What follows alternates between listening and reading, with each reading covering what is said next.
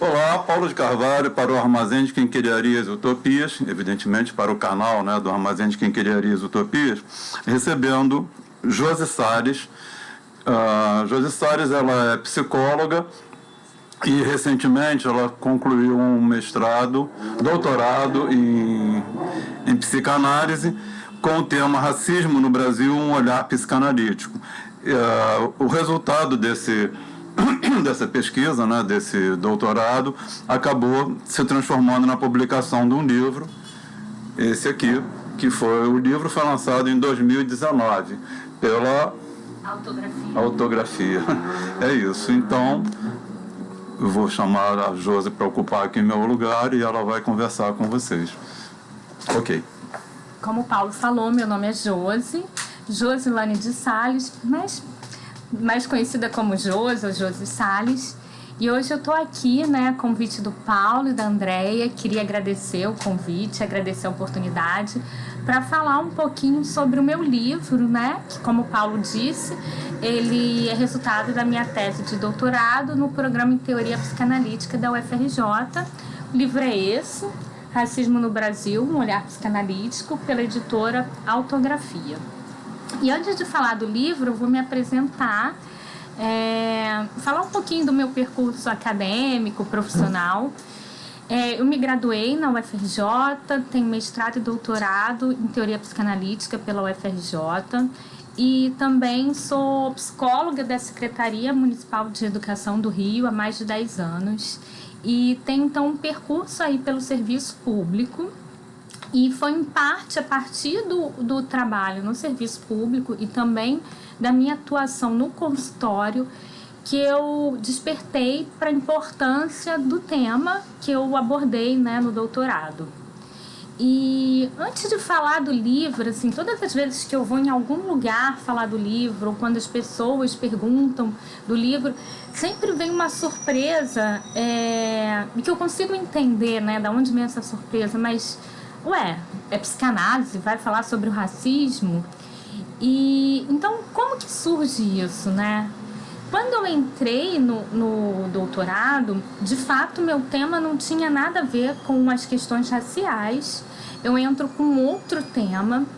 E vocês devem imaginar, né? Num doutorado, para a gente fazer uma pesquisa, tem que estar muito apaixonado por aquilo que vai pesquisar. E eu sentia que ainda não era aquilo, sabe? Assim, não era o tema que eu tinha escolhido anteriormente, não era o tema que fazia assim, meus olhos brilharem, não era um tema que eu estava apaixonado. Mas eu segui fazendo aquelas disciplinas obrigatórias e também respeitando um pouco o meu tema e acreditando que em algum momento eu ia encontrar um tema que eu realmente tivesse paixão pela pesquisa. E aí, nessa época, algumas coisas começaram a acontecer. Primeiro, eu me deparei no consultório com um caso de um jovem negro que emergiu, né, socialmente. E, a princípio, as questões raciais não eram trazidas, não eram tema da análise, né? E no decorrer do percurso analítico, isso começa a aparecer com uma intensidade muito forte, ao ponto da gente perceber que esse era o tema central da sua análise, né? Todo o sofrimento advindo das várias situações de racismo e discriminação racial que ele passou ao longo da vida. E eu, enquanto sou psicanalista, então, naquele momento, percebi a necessidade de estudar sobre o racismo no Brasil, as questões raciais, as relações raciais e como isso pode atravessar e como atravessa o psiquismo e que tipo de dores isso acarreta. E aí me debrucei sobre essas leituras. E a primeira coisa que eu percebi é que havia muito pouco material produzido a respeito, né? A psicanálise brasileira praticamente não tinha produzido quase nada. E isso me gerou um espanto, né? Primeira coisa, eu falei, mas como? Como que a gente que trabalha com subjetividade, trabalha com dores, trabalha com as questões psíquicas, a gente não fala sobre isso? Por que a gente não fala? Por que a gente não produz nada sobre isso? E aí, nesse momento, foi quando, sabe, aconteceu um estalo e eu pensei, é isso. Encontrei o que eu quero pesquisar no doutorado. Só que ao mesmo tempo que eu senti que eu tinha encontrado o que eu queria pesquisar, vinha um sentimento de que, mas não posso pesquisar isso. Não cabe falar sobre esse tema num programa de teoria psicanalítica. Não vão permitir, vão dizer que isso não é assunto para psicanálise, vão me mandar fazer doutorado em psicologia social, em antropologia, sociologia, vão dizer que não cabe. Mas eu seguia firme, né, nas leituras. Em paralelo, né, parece que quando a gente começa a ler, estudar, parece que a gente começa a ver o mundo de outra forma. E não parece meio... Não, realmente foi o que aconteceu. Eu comecei a ficar mais atenta e perceber sinais e situações que até então parecia que eu não percebia, né? Comecei a perceber o quanto o racismo também impactava, por exemplo, as crianças e os adolescentes que eu atendia nas escolas municipais. E nesse momento de estudo, de começar a ver o mundo de outra forma, eu me deparei com um texto, na verdade, um prefácio do livro Tornar-se Negro, da Neuza Santos Souza. O prefácio foi escrito pelo Jurandir Freire Costa. E quando um prefácio maravilhoso, que eu super indico, né? Aliás, o livro todo, não só o prefácio. E nesse prefácio, num determinado momento, o Jurandir, lá no final, ele dá praticamente um puxão de orelha nos psicanalistas, né? E ele pergunta e fala assim, que psicanalistas somos nós? Escuta a psicanalista. Nesse momento, ele está parafraseando uma frase do Fanon, né? Que num livro também muito importante, que foi muito importante para o meu estudo, o Fanon fala, escuta, homem branco. Então, a partir da leitura do livro da Neuza, a partir da chamada do Jurandir, eu tive coragem e fui até a minha orientadora e falei, não, olha, eu acho que eu encontrei que eu quero pesquisar no doutorado. E a partir daí começa a pesquisa oficialmente, que culmina no livro. Josi, me apresentar, sou Andréia, né, nós trabalhamos juntas também na Secretaria Municipal de Educação. Eu, psicóloga, participo do canal do Armazém de Quinquilharias e Utopias, junto com o Paulo. E além de agradecer a sua presença aqui, poder trazer para a gente a pesquisa e todas as análises que você fez ao longo desse trabalho, que resultou na publicação do livro, algumas questões iniciais que eu queria trazer para a nossa conversa. Você tocou em, né, por que trazer o tema do racismo a partir da psicanálise, você iniciar a sua pesquisa com esse tema. Uma coisa que eu queria, ao longo dos seus questionamentos aí, levar essa questão que é uma questão essencialmente social, até então, né? Se considera o racismo muito pelo viés da construção social, como, né, de fato é.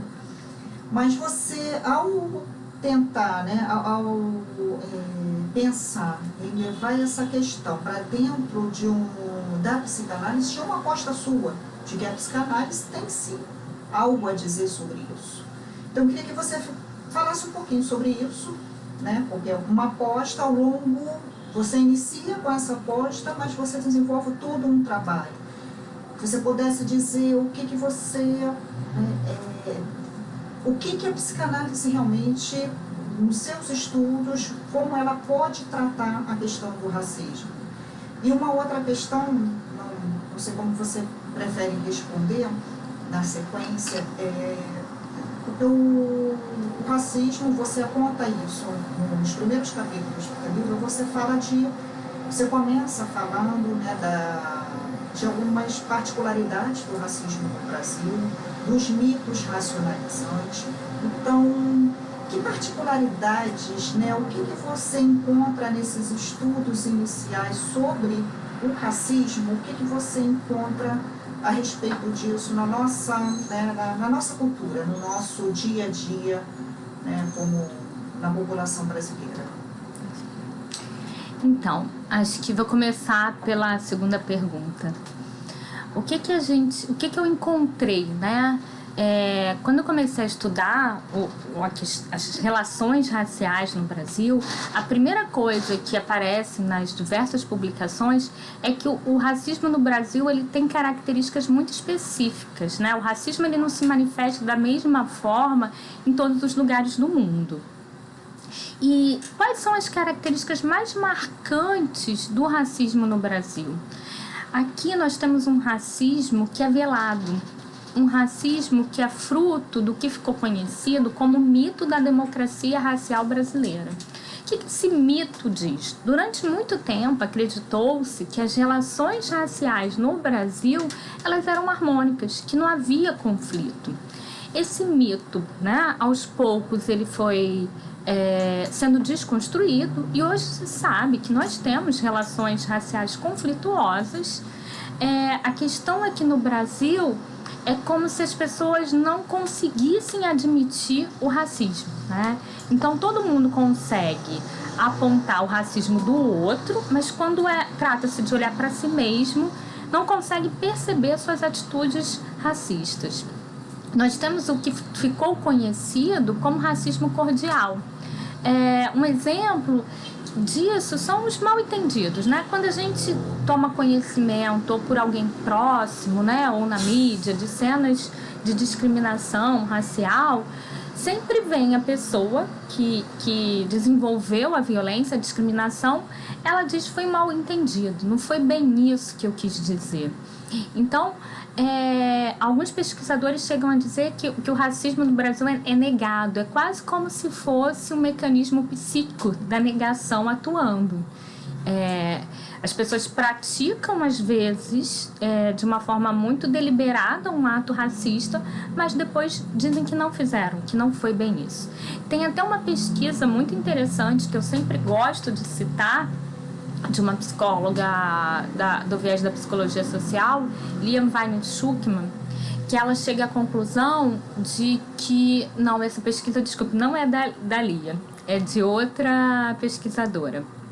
Ela chega à conclusão de que nós somos racistas no Brasil, é como se existisse uma ilha de democracia racial. O brasileiro se sente uma ilha de democracia racial cercada de racista por todos os lados. Como que ela chega a essa conclusão? Ela faz uma pesquisa dizendo, você é racista? E as pessoas diziam não. Mas você conhece alguém racista? E a maioria das pessoas diziam sim. Então, 97% da amostra dizia que não era racista. Mas quase 100% da amostra dizia conhecer alguém racista, né? Isso mostra a dificuldade do brasileiro enxergar o racismo nas suas práticas cotidianas, né? Nas piadas, nas expressões, o racismo que aparece, por exemplo, nas artes, que aparece no nosso material cultural, isso está ali, está dado. É o que a gente chama também, né, do racismo estrutural, que ele atravessa as relações sociais e não se trata, então, de uma questão de escolha.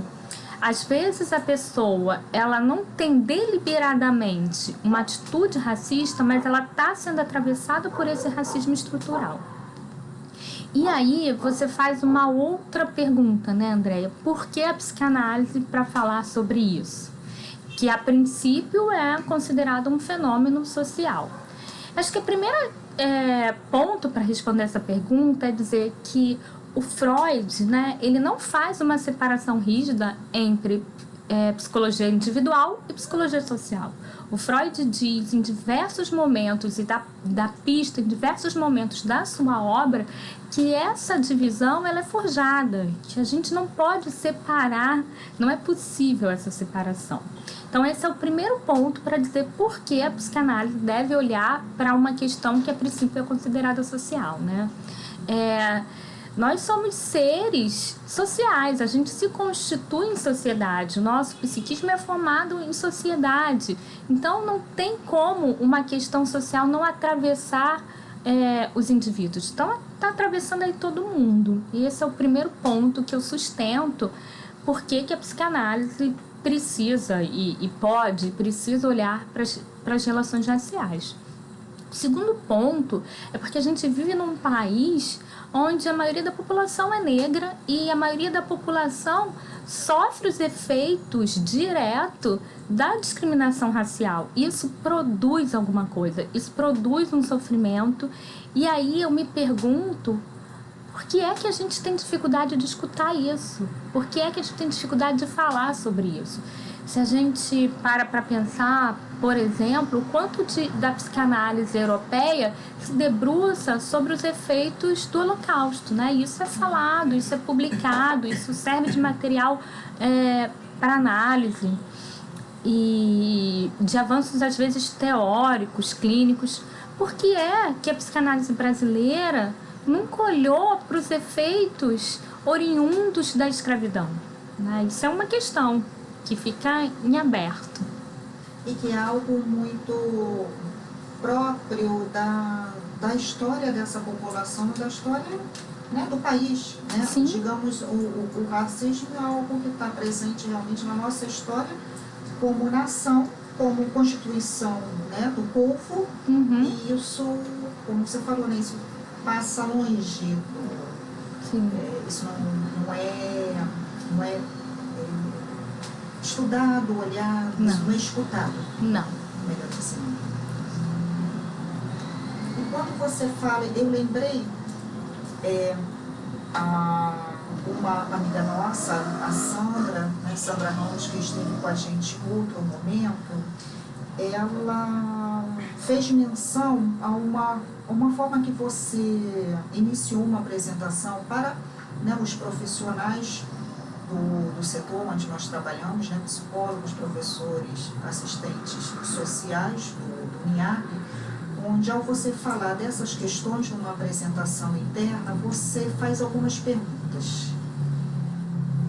Você pede para cada um se remeter a uma memória, a algo que alguém, a uma fala que alguém teria dito lá no período da infância, e aquela fala que marcou, que ficou presente na memória. Queria que você falasse um pouco disso, remetesse novamente a essa pergunta e dissesse do objetivo. Tá. Então, há pouco tempo, né, eu recebi o convite dentro da Secretaria de Educação para falar para os meus colegas, né, do núcleo que a gente trabalha, que é um núcleo interdisciplinar e que atua nas escolas municipais do Rio. E aí eu pensei, o que eu poderia contribuir de mais, né, que talvez tocasse mais na prática desses profissionais da educação. Então eu pensei em trazer um recorte do livro que trata justamente do impacto do que eu chamo de mito racializante na constituição subjetiva, mais propriamente na constituição corporal, na imagem de si, né? Então eu fiz uma fala que eu dei um nome, acho que foi Implicações do Racismo na Constituição da Imagem de Si. E aí, antes mesmo de trazer o título da minha fala, eu pedi, e aí eu aproveito, né, para quem está assistindo, que faça esse exercício também, que é bastante interessante. Que vocês tentem recordar qual é a imagem mais arcaica que vocês têm, e a lembrança de alguém falando algo sobre você. Não é falando para você necessariamente, mas alguém falando algo sobre você. Qual é essa imagem mais arcaica, né? Porque a minha aposta é que essa lembrança, ela de alguma forma impacta no que você é hoje. E aí eu posso dar um exemplo muito meu, né? A minha mãe me descreve, e isso aparece muito na fala dela e de outras pessoas, de que eu nasci muito pequena, nasci antes do tempo, muito frágil, mas que eu tinha olhos muito curiosos. Meus olhos estavam arregalados e eu prestava atenção em tudo. E hoje, quando eu me dou conta de quem eu sou, de quem eu me formei, né? Acho que isso me marcou tanto que eu fui virar pesquisadora, né? Esses olhos curiosos foram aí, por exemplo, ter curiosidade pelas relações raciais. Eu produzi um livro. E eu pedi para que as pessoas fizessem isso porque tem algo que está dado para a população negra, que é a forma como as pessoas falam sobre o negro e como isso vai marcar a subjetividade e o psiquismo da população negra. E o que se fala, né? E aí é que eu entro na questão dos mitos racializantes. Do que são os mitos racializantes? Nós temos ideias, né, que passam e que tem a ver com o histórico da população que foi escravizada no nosso país, tem a ver com a ideia de raça.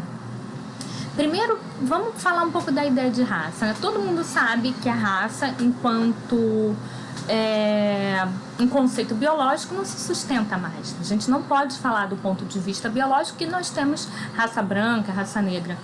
Porém, essa ideia racializante, ela ainda permanece no imaginário da população. Então, raça existe enquanto um construto social. E essa ideia de raça, ela está fomentando diversos mitos com relação à população negra. A ideia de que o negro é feio, de que comparar, né, a pessoa negra a um animal, esse é um xingamento muito comum e a gente vê nos jogos de futebol. A ideia de que, por outro lado, se o negro é feio, não é humano, é um animal, entra o mito da brancura, como se o branco fosse o padrão de beleza, como se o branco fosse o padrão de ser humano. Então, os mitos racializantes, a gente pode dizer que nós temos o mito negro de um lado e do outro lado da moeda, o mito da brancura. E esses mitos, eles fixam as pessoas em determinados lugares. E está muito nítido que o lugar que o negro fica fixado a partir desse mito é um lugar de inferioridade. Até mesmo quando se fala algo que supostamente seria um elogio, né? A ideia, por exemplo, do homem negro, que ele é mais potente, que ele tem um pênis maior. Aí também tem algo de um mito, né? Que fixa o homem negro muito mais perto do caráter animal. A mesma coisa quando coloca a ideia da mulata sensual. Então, que coisa é essa, né? Então, é a cor da pele que determina quem sabe sambar, quem não sabe, né? Isso são mitos que vão impactar na subjetividade, vão impactar na forma como a gente se vê. E também pensando nos mitos, né? Tem algo que eu não falei aqui, mas que eu gosto sempre de reforçar e foi algo que eu fui me dando conta no decorrer da minha pesquisa, que é a questão dos privilégios. Eu sou branca e sou também impactada pelos mitos racializantes, sendo que o mito que me atinge me coloca num lugar de superioridade. Então, a população branca, a criança branca, cresce acreditando que está num lugar de superioridade. Isso atravessa. A população branca, ela não precisa se pensar enquanto ser racializada, como se raça fosse algo que tivesse restrito apenas à população negra. Vou dar um exemplo, assim, para ficar mais evidente. Por exemplo, se uma atriz branca ela é indicada ao Oscar, ninguém fala na hora de anunciar a atriz branca é indicada ao Oscar. Agora, se uma atriz negra é indicada ao Oscar, a suposta pertença racial dela é sempre enunciada. Quando o Obama era presidente dos Estados Unidos, né? Todas as vezes que iam entrevistar um negro, era muito comum um negro, né, com algum destaque na mídia, perguntarem, por exemplo, você que é negro, o que você acha do presidente Obama, né? Isso tem a ver com a ideia de pertença racial, como se só o negro tivesse uma pertença racial.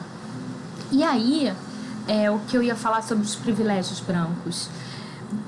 A população branca, querendo ou não, ela tem privilégios por ser branca. E o maior dos privilégios é não se perceber enquanto um sujeito racializado. E eu pude me dar conta, né? Eu fui me dar conta desses privilégios no decorrer da minha pesquisa, né? E eu consigo perceber isso hoje. E é importante a gente falar também sobre isso, né? Daí advém também todo um ramo de pesquisa, que é o que a gente chama pesquisa sobre branquitude, né? Estudos sobre a branquitude, e que eu já aprendi que o melhor termo nem é branquitude, é branquidade, né? Que são pesquisas que vão tirar um pouco o foco da população negra, mais do que tirar, jogar também na população branca e perguntar o que você ganha, né, com o racismo, porque alguma coisa, você tem alguma participação nisso. Qual é a sua participação? Interessante isso que você fala, né? Essa pergunta que você lança para as pessoas brancas, né? O que você ganha com o racismo? Porque isso está posto para os dois. Sim. Né? Isso está posto para todos. Se de um lado você tem uma população numa posição de superioridade e o outro, isso, né? O outro lado da moeda, uma que está numa posição de inferioridade e é, né, oprimida, né, e é marginalizada, infelizmente. Então, o que cada um de nós, e no lugar onde esteja, tem a ver com isso? Né? Porque tem, de fato, né, os privilégios têm um ganho nisso. Sim. Eu lembro que você traz também no livro uma pesquisa, né? Sim, sim. E essa pesquisa, sim, é da Lia Weigenschuk. A Lia, ela pergunta para as pessoas, né? O que você ganha, o que você já ganhou, o que você ganha sendo branco. E aí as pessoas conseguem responder, conseguem perceber os ganhos, né? E tem várias respostas. Uma mulher que trabalhava como empregada doméstica, por exemplo, responde: se eu fosse negra, eu não poderia estar trabalhando onde eu estou, porque os meus patrões são racistas. Um jovem branco diz: se eu fosse negro, eu não poderia namorar minha namorada, ou teria problemas, porque o pai dela é racista. O mais interessante, duas coisas me chamam a atenção nessa pesquisa. Um morador de rua, a resposta que ele dá, porque no Brasil a gente tem também uma ideia que se difunde que diz o seguinte, que nós não temos problemas com relação às relações raciais, que nosso problema é social, né? Tem a ver com a pobreza. E essa pesquisa vai mostrar que até na mais extrema pobreza, a população branca tem alguma vantagem com relação à população negra, né? Ou seja, se duas pessoas estão na extrema pobreza, mas se uma é branca e outra é negra, o branco tem alguma vantagem. Isso aparece na entrevista de um morador de rua, que a Lia pergunta para ele: você já ganhou alguma coisa? Tem alguma vantagem em ser branco? E ele diz: tenho. Eu entro no shopping para fazer cocô. O meu amigo ali, e aí o amigo é negro, não pode entrar. É impactante, né? E outro ponto interessante dessa pesquisa é que logo na sequência, ela fazia pergunta se a pessoa tinha alguma vantagem, imediatamente ela perguntava: mas você é a favor das cotas? E aí quase todo mundo respondia: não, que isso, somos todos iguais. Ou seja, a pessoa tinha acabado de reconhecer que tinha uma vantagem em ser branca, mas no momento seguinte negava isso, dizia que somos todos iguais e que a gente não precisa de cotas raciais. Aí entra a característica, né, muito forte do racismo no Brasil, né, o quanto o racismo ele passa por algo que é da ordem do desmentido. Isso que parece que é esse racismo como negado mesmo, né? Então, uma hora você reconhece, mas outra hora passa aquela ideia, como é muito difundida, a gente escuta também muito no senso comum, só existe uma raça, a raça humana. Então, como isso também numa vertente de querer dizer que somos todos iguais, isso acaba também apagando, eliminando uma diferença que é crucial e tem efeitos, né, nocivos. Né? Você apaga uma diferença que já está posta na estrutura. E uma outra coisa me fez pensar na sua fala, você há pouco também comentou sobre a escolha, por conta do racismo mesmo, que é estrutural, né, que está na nossa origem. Então, como muitas vezes as pessoas tomam mesmo uma fala como brincadeira, como piada, sem consequência, porque se isso está para todos, né, se fomos educados, somos criados nessa cultura do racismo, negando que haja racismo, negando que haja diferenças de oportunidade entre brancos e negros, então é como se a gente também não tivesse nada a ver com isso, né? Com as consequências do próprio racismo. Mas tem uma questão que, se você não tem escolha ao ser criado nessa cultura, você tem escolha ao se dar conta de uma posição racista que você tenha. Sim. Né? Você falou disso também ao longo da sua pesquisa, como você foi se deparando também com isso. E como é que fica isso do lado do profissional? Eu lembro também que a Sandra, num outro momento, falou sobre algo no sentido, né, de que não basta, é por isso que muitas pessoas falam, né, que não basta combater o racismo, mas tem que ter atitudes antirracistas, os profissionais, algo nesse sentido. Né? Como é que você vê, então, a pessoa em termos da sua própria vida, no seu dia a dia, e em termos de uma atuação profissional? Como é que essa implicação, esse engajamento numa posição que precisa ser mesmo de enfrentamento das diferenças raciais?